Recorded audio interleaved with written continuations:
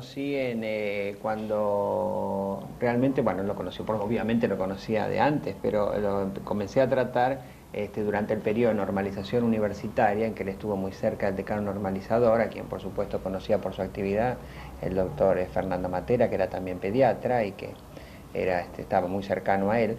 Y en ese momento comencé a tratarlo, habló en algunas oportunidades en la facultad cuando se entregaron los diplomas a los estudiantes. Recuerdo una vez que dijo un discurso hermoso, fue ovacionado por un aula magna con más de 1000 personas. Lamentablemente creo que no ha quedado registro de esa ocasión. Pero después, a partir de entonces, y cuando ya me hice cargo del decanato de la facultad, me visitaba con mucha frecuencia, digamos una vez por mes venía y bueno, conversábamos mucho, me daba buenos consejos.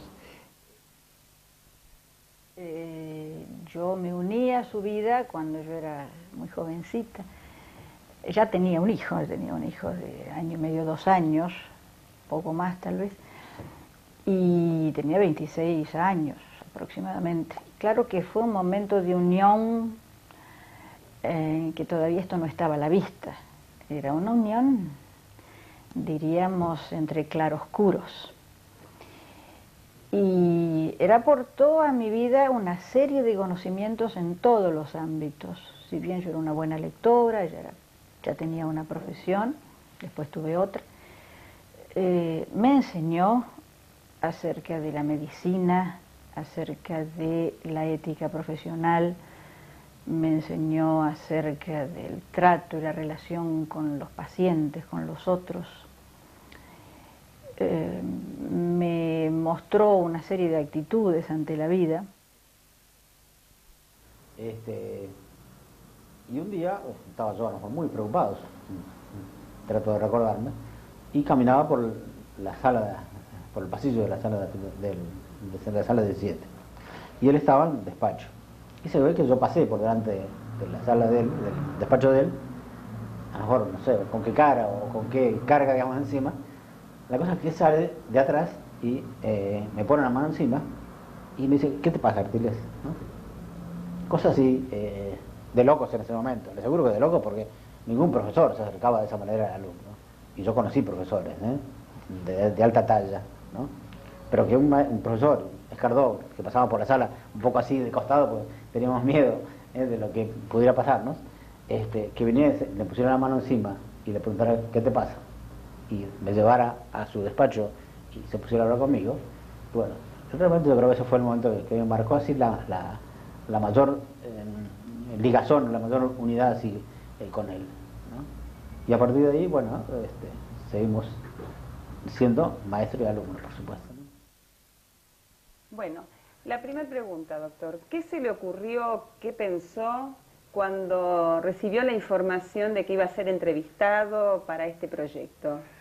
Estoy acostumbrado y soy una víctima pasiva y cordial.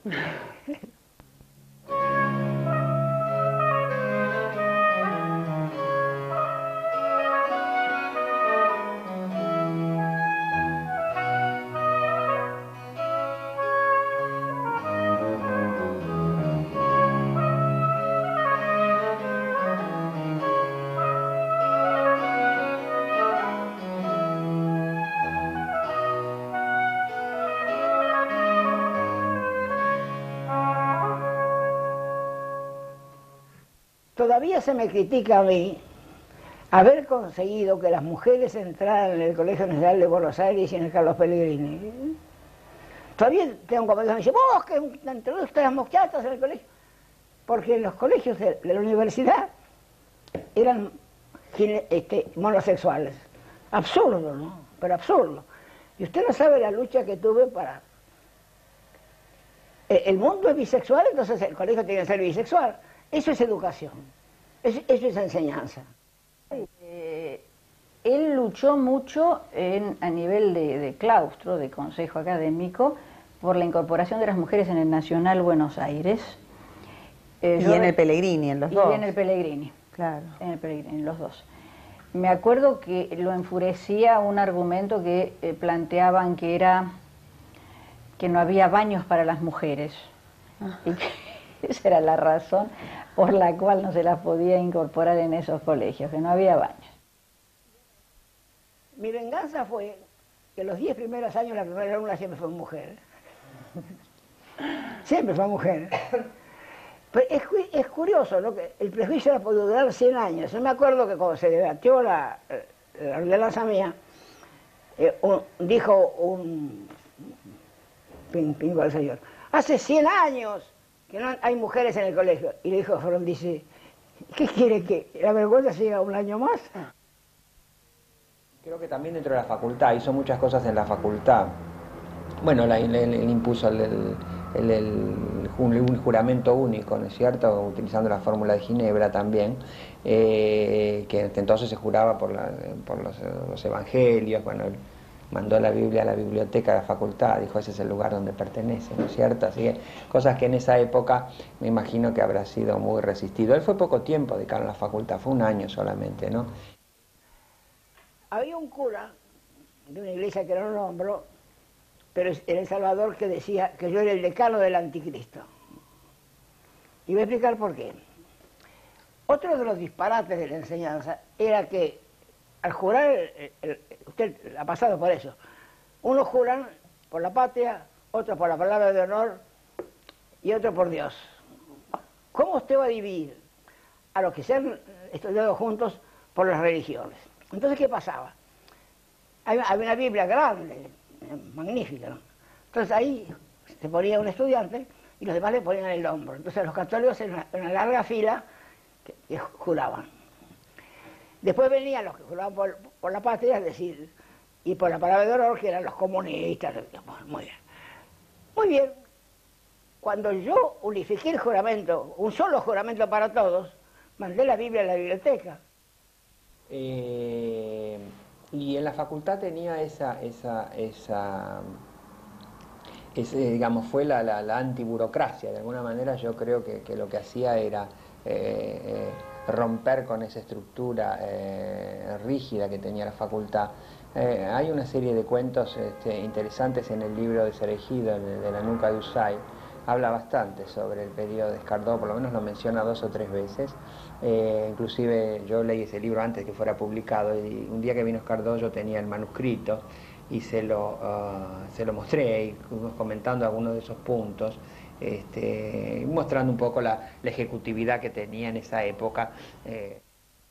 Como tradición. Como universitario se lo podría recordar peleando al lado de Ricieri y Frondizi, en aquellas famosas reuniones del Consejo Académico, cuando se le daba participación a los estudiantes, ¿no? Los estudiantes junto con Escardó, Ricieri, Rolando García, es decir, eran unas reuniones a las cuales obviamente yo no asistía, pero conocía los pre y los post, es decir, toda la preparación con que se armaban las argumentaciones para llevar las discusiones a una fórmula democrática de discusión académica y muy bien fundamentada, y después los comentarios de después. La facultad fue una figura muy controvertida porque precisamente marcaba un punto de vista totalmente distinto, ¿no es cierto? Yo creo que también la posición que él tomó cuando el periodo del 84, cuando el problema de la revisión de los concursos universitarios, esa fue una posición que le valió una crítica muy importante dentro de la facultad, ¿no?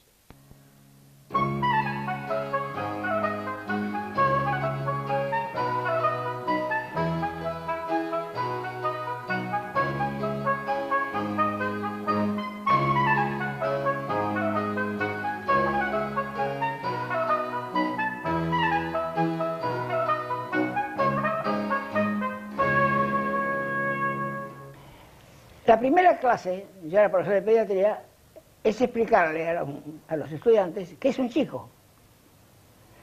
Imposible, ¿no? Entonces a mí se me ocurrió una idea genial, pararme en el escritorio, seguir la clase parado. Entonces, tipo miraban así. Y digo, los chicos siempre miran así a los grandes, ellos son chicos. Él nos había enseñado muy bien de que en primer término, cuando nosotros teníamos la entrevista con una madre con un chiquito recién venido, lo primero que teníamos que tratar de hacer es por supuesto, los antecedentes, el parecer hereditario, en fin, la historia clínica. Pero una parte importante de la historia clínica era un día de vida del chico, ¿no? Supongamos. Y si no, bueno, un día de vida de la madre con el chico, si era un chico muy bebé, ¿no? Y preguntarle incluso concretamente, señora, ¿cómo hace esto para cambiar a su chico? ¿Cómo le da la mamadera? ¿No? ¿Qué tiempo está con su chico? En fin, todos esos datos que antes para nada ingresaban dentro de la semiología o de la descripción, digamos, de la historia clínica de un pediatra, y que él los incorporó y que poco a poco los padres y las madres, bueno, apreciaron, ¿no? Y empezaron, digamos, a tomar más en serio el hecho de comunicarse así con sus hijos de otra manera, ¿no? Entonces esa apertura, digamos así, yo creo que surgió en nosotros, en la Argentina, con Florencio Escardó, sin ninguna duda, ¿no? Claro, yo me acuerdo que hubo un médico que hoy es un famoso psicoanalista que daba pediatría con él. Cuando digo un famoso psicoanalista, digo muy famoso psicoanalista. Le tocó dar pediatría con él y le preguntó, dígame doctor, ¿no?, ¿cómo haría usted una sopa para un chico de 2 años o de año y medio? El estudiante, que se había preparado estudiando todas las tablas de los gramos, los biberones y qué sé yo qué, y una sopa, y claro, parece que no era una pregunta para examen, ¿no? Entonces le dijo, bueno, pongo agua en una cacerola, ¿y qué más? Y una planta de lechuga, le dijo el estudiante. Y le dijo, bueno, mire, retírese y cuando tenga la materia preparada vuelva. Que él, por ejemplo, y antes era habitual, que el profesor trajera a lo mejor al chico, lo desnudaran, viniera la madre a lo mejor, ¿no? Y mostrara, el chico tiene esto, lo golpeaba, lo pinchaba, ¿no? O le hacía reflejos, así como una clase, digamos, a los alumnos con el individuo, con el paciente, digamos, delante de los chicos. Eso él nunca lo hacía. Él decía que el chico no era un objeto, digamos así, de demostración. Él sí lo hacía en el consultorio externo, ¿no? Los consultorios externos del Hospital de Niños eran fabulosos, fabulosos. Él atendía los miércoles clínica pediátrica y los viernes clínica neurológica, ¿no? O sea, clínica pediátrica era para un poco en general y clínica neurológica para un grupo de nosotros que estábamos haciendo la especialidad, ¿no? Entonces, en esas clases sí, venía cualquier persona, incluso de la calle. Usted, que yo pedí un turno, ¿no?, que venía al Hospital de Niños, pedía un turno y quería atender a Florencio Escardó y lo atendía a Florencio Escardó. Cuando yo cursé pediatría, yo creo que él ya no estaba dictando la materia, sin embargo tuvo un gran impacto en todos los que le hicieron con él. Yo creo que yo tengo muchos amigos, viejos amigos, que la cursaron con él y quedaron muy influidos por esa experiencia de haberla cursado. Era el hombre que se acercaba al alumno, el hombre que dialogaba con el alumno, el hombre, digamos así, o el profesor, digamos, que no estaba encasillado en su torre de marfil, ¿no?, de su oficina en la sala 17, sino que estaba permanentemente con nosotros, ¿no? Y aparte, su forma, digamos así, de enseñanza era accesible totalmente, digamos, a nuestro nivel. O sea, no era grandilocuente, ni era de grandes frases, ni elaboraciones así muy complejas. No, era el hombre, o el maestro, digamos así, que enseñaba al lado de la cama del paciente. Lo que yo he aprendido de los estudiantes es extraordinario. No se imaginan, ¿no? Por ejemplo, yo suprimí el examen. El examen es una lucha. Yo te reviento y yo no me dejo reventar. Es una lucha personal entre el estudiante.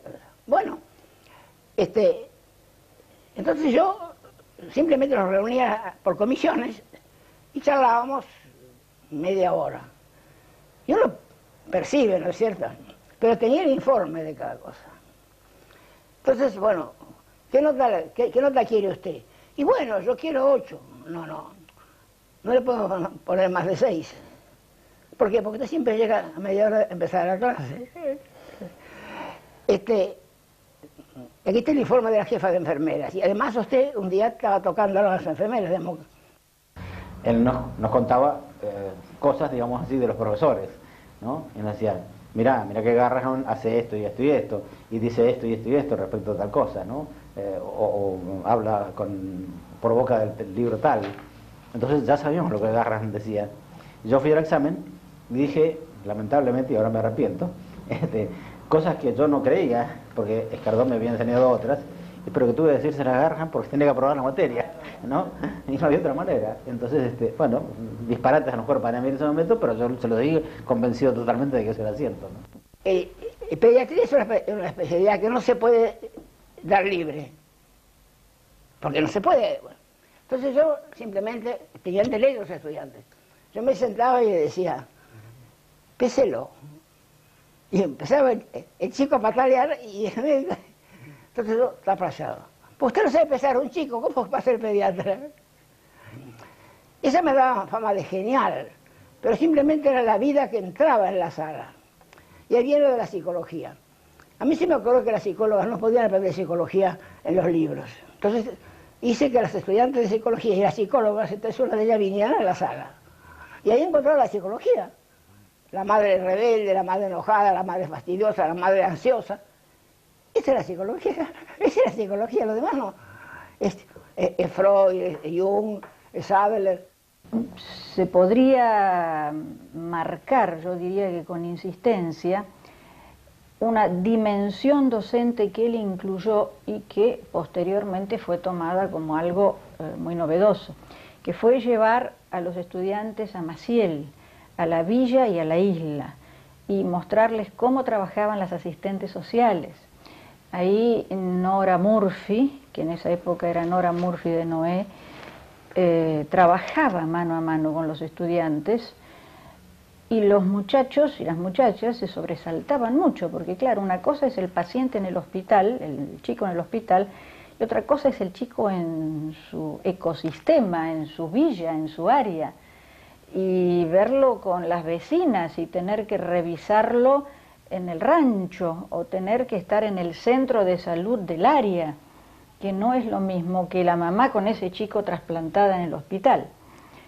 Esto los estudiantes siempre se lo terminaban agradeciendo y fue una novedad porque en la facultad no había ninguna otra cátedra que se ocupara de mostrar a los estudiantes este tipo de realidad del país, porque de cualquier manera una mamá con su chico en el hospital es un injerto. Bueno, él lo que planteaba es el médico en terreno y con las asistentes sociales.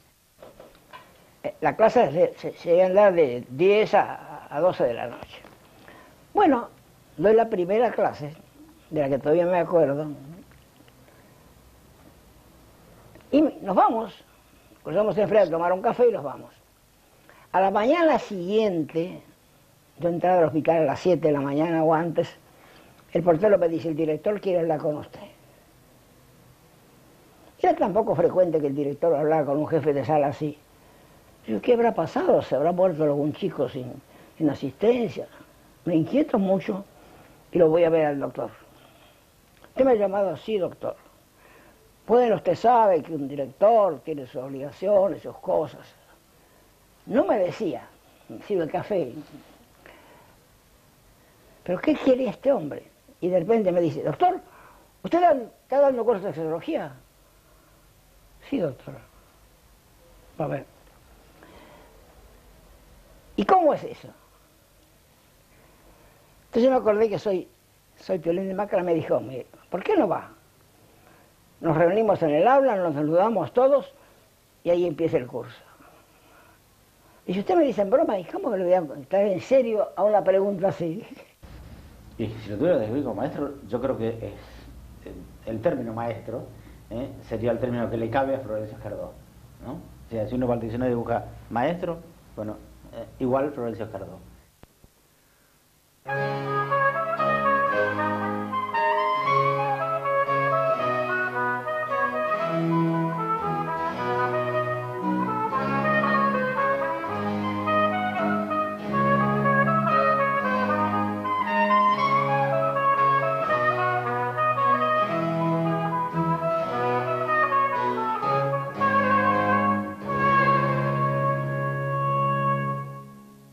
Los médicos no están preparados para enseñar, están preparados para mandar. Siéntese, sáquese la ropa, vaya a la balanza, saque la lengua, respire, no respire. Y se han acostumbrado a mandar, mandan siempre. Entonces el diálogo no aparece en la formación del médico, para nada. No así en los hospitales, donde el diálogo es entre médicos, salvo que usted introduzca a la comunidad en la sala, que es lo que yo hice. Usted sabe que yo introduje a las madres en la sala. Entonces la comunidad se organiza sola y enseña sola. Él era todavía un practicante, recién ingresaba al hospital de niños, y un día lo llaman de una sala, usted conoce el hospital de niños, son sectores, digamos, de salas separadas. Una noche lo llaman, dice, llaman de tal cama, de la sala tal, para ver a un chico. Bueno, él fue, ve al chico, lo revisa y todo, y dice, bueno, vamos a que hacerle una inyección de, no sé, cualquier cosa, ¿no? Alguna sustancia, un antibiótico, lo que fuera.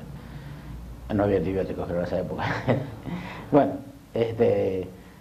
sale de la sala, y cuando sale de la sala, afuera de la sala, en el hall, digamos, de entrada, estaba la madre del chico, ¿no? Entonces se le acerca y le dice, doctor, ¿qué va a hacer usted con mi hijo? ¿No? Y él se quedó realmente, bueno, anodado. Dice, claro, realmente, ¿qué voy a hacer yo con su hijo? ¿No? O sea, ¿qué derecho tengo yo de hacer algo así con su hijo? Y entonces se fue, por supuesto, trajo una inyección, se le hizo, porque en aquel tiempo las cosas eran así. Pero a él le quedó grabado, ¿no? Ese término de la madre, y esa madre que lo vino así un poco a enfrentar y a decirle, bueno, ¿qué va a hacer usted con mi hijo? Y juró en ese momento, cuando él tuviera poder, y hacer ingresar un poco a las madres al lado de su hijo. Tardé 32 años en conseguir que las madres entraran al hospital de niños. 32. Y le cuento el final de la historia. Yo era jefe de sala, profesor y decano de la facultad. Entonces me convencí que en nuestro país, para hacer cosas reales, hay que ser tramposo. Entonces hice una trampa genial. Cedí la sala a la Facultad de Medicina. Mentira, porque el hospital me daba comida, me daba enfermera, me daba luz, me daba agua. Pero era un feudo. Yo podía hacer lo que quería porque yo era el decano de la facultad. Entonces compré sillas de playa y las puse al lado de las camas. Y las madres adentro. Bueno, gran escándalo, nos dijeron los paracaidistas. ¿Cómo se le ocurre poner al lado de la cama? Bueno. Cuando venían las pobres mujeres de la Villa Miseria, porque al hospital no van las duquesas, con el chico, el médico interno le decía, bueno, a la sala quinta. No, me manda a la sala quinta porque no me dejan estar a mí. Y había una revolución en la entrada, en la puerta, porque todas querían ir a la sala 17, que era la mía. Entonces, ¿qué pasa? Todo el hospital estaba contra mí, porque yo marcaba una cosa diferente. Por eso, aquello de que él hizo internar los chicos con las madres, ¿no? Y les puso su camita, su reposera. Al lado de cada cama había una reposera para que la madre descansara, ¿no? Y eso lo habrá dicho él, supongo, acortó enormemente los tiempos, digamos, de estadía del paciente en el hospital. Creo que 30, 35 días era el término medio de internación de un chico, se redujo a 5 o 10 días, ¿no? Después que empezaron las madres, digamos, a ingresar junto con el chico, ¿no? Bueno, entonces el doctor García Díaz dice, bueno, lo he citado al profesor Carlos. Mira, para el profesor me suena mal. Para que explique por qué internar a los chicos con las madres. Bueno, gran silencio. El silencio se cortaba con cuchillo. Entonces dije, mire doctor, no. Yo no voy a explicar por qué interno a los chicos, hasta que ellos me expliquen por qué no interno a los chicos con las madres. Bueno, gran silencio. Pero yo lo voy a decir. Lo voy a decir porque ustedes tienen dos morales. Una para el chico pobre y otra para el chico rico. Si el chico es rico, lo interna en la pequeña compañía con el padre, la madre, el amante de la madre, el tío, el abuelo. Si es pobre, dejan la madre en la puerta, puede venir 2 horas los jueves y 3 horas los domingos. Entonces yo tengo una sola moral. Imagínense cómo terminó la reunión. Bueno, yo me dejé decir loco. Venía cualquier persona, incluso de la calle. Usted, que yo pedía un turno, ¿no? Que venía a la hospital y pedía un turno y quería que atendiera a Florencio Jardó y lo atendía a Florencio Jardó, ¿no? También que a lo mejor los turnos eran muy largos porque tenía, qué sé yo, 10, 15 pacientes a lo mejor por día. Entonces venía, le llevaba al chico y él lo revisaba como si estuviera revisando a un chico en un consultorio, ¿no? Y claro, todo rodeado, por supuesto, de alumnos, ¿no? Pero lo revisaba como si fuera que estaba en ese momento en su consultorio privado, cosa que él odiaba, por ejemplo, ese hecho, digamos, de hacer las separaciones entre consultorio privado y hospital. Es así, había una internación para chicos ricos y otra para chicos pobres, o sea, una salud para ricos y otra para pobres. Esto no es ninguna novedad, lo que pasa es que era muy espectacular verlo a nivel de los chicos. Y él decía eso, que no había ningún médico que haciendo medicina pudiera enriquecerse, ¿no? O sea, ningún médico se hace rico. Dice, nosotros estudiamos para, bueno, para vivir, pero no para enriquecernos con la medicina. El que se enriquece con la medicina, bueno, es un empresario o es un individuo que busca comercializar así su tarea. No, y él de ninguna manera eso lo aceptaba.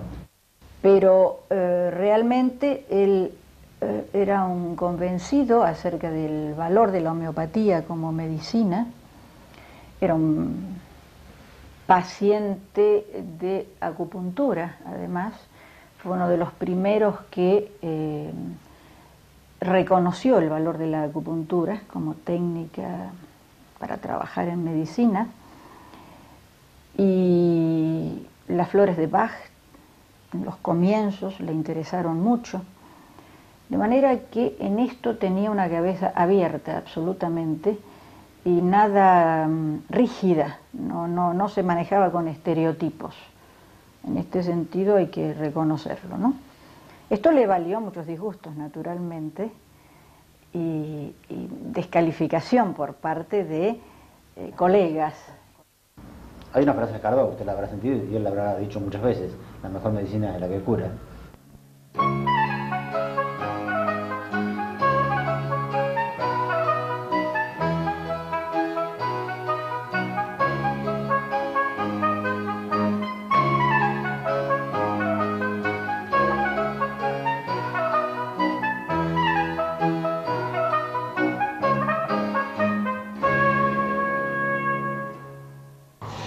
Si tuviera que presentarlo, diría que fue un renovador, que fue una persona que en cada una de las cosas que encaró trajo un aire nuevo. Como decíamos antes, abrió los ojos de la gente y me parece que esa es la mejor forma de presentarlo y creo que eso se ve en todo su trabajo, en el trabajo docente, en el hospital de niños, en su actuación universitaria, bueno, su actuación pública. Creo que fue un heterodoxo, digamos así, y me parece que eso es muy positivo, especialmente para la formación de los jóvenes, ¿no? Porque además no se podía callar, esta era la cosa. Es capaz de estar, era posible para él estar delante de un ministro en televisión y decirle una insolencia o cantarle una verdad, entre comillas, que significaba que ese ministro fuera in eternum un enemigo total de él, porque en ese momento él no se hubiese callado la boca. Yo quería también contar algo que me dijo también cuando me fui, que puede ser interesante. Me dijo, bueno, me preguntó qué iba a hacer, yo dije que iba a volver a la facultad. Entonces me dijo, ahora que se fue, le van a decir que usted es un hombre de reserva. No lo crea, dijo, porque la Argentina no tiene hombres de reserva, tiene hombres en conserva. Bueno, Piolín de Macramé no lo conocí tanto, sino que lo leí, más que lo conocí. Él no hablaba mucho de Piolín de Macramé. O sea, yo creo que Piolín de Macramé era su figura en los diarios o en los libros, en los O. Pero ni a Juan de Garay ni a Piolín de Macramé, él habitualmente no lo mencionaba, por lo menos en charlas así conmigo. Creo que era más su cara o su faz hacia la comunicación por vía periodística, ¿no? y no médica. Piolín de Macramé solía escribir sus piolinadas entre 5 y 6 de la mañana, ¿no? Era muy madrugador, 5:30 para no exagerar, 5:30, 6 de la mañana, era muy madrugador Esquerdó. Él decía que era por la hora, que la hora se debía a su edad. Sí, sí, es cierto, yo ahora que tengo la edad que tengo, que son 64 años, yo también sé que tiendo a levantarme temprano, pero él era muy madrugador, entonces escribía y se sentaba y, qué sé yo, en un lapso corto aparecía con su producción acerca del piolín de macramé y a veces de la cotidianidad tomaba los temas, de algo que veía o que pasaba, él bordaba su macramé. Creo que en lo que coincidimos y que él pescó muy bien es que es así en la actitud espiritual, ¿eh? O sea, yo pesqué un poco de todo eso que él manejaba, ¿no? De esa fineza, digamos así, de su trabajo a nivel de contacto con el paciente. Y bueno, eso trato de volcarlo yo con mis pacientes, ¿no? Y me atrapó, realmente me atrapó. Yo pasé por muchos servicios, estuve en muchos lugares hospitalarios, pero no pude apartarme del servicio de Florencio Cardó. Cuando se fue del decanato de la facultad dijo: como se ha dicho para el arte, una escuela universitaria es como un ciclista, si para se cae. Queda una facultad posible y una facultad imposible. La imposible es la de la cátedra feudal, monologal y absoluta, que el profesor siente como una propiedad o como el fácil accesorio de una profesión fructífera. La posible, la única posible, es la del docente full time, que entrega la totalidad de su esfuerzo vital. La del profesor que siente que investigar es su imperiosa obligación, porque entiende que la investigación es la forma superior de la enseñanza. La del enseñante, que sabe que solo puede cumplir su misión en estrecho contacto con sus colegas de otras disciplinas, integrando departamentos, y con los ayudantes que serán sus sucesores, integrando institutos. La del profesor que comprende que enseñar es una actividad democrática de común y par igual ejercicio con el estudiante en la búsqueda de la verdad. Me permito asegurar que el profesor tradicional no encontrará lugar útil en la nueva universidad, cuyo ritmo lo transformará en un extraño fantasma almidonado.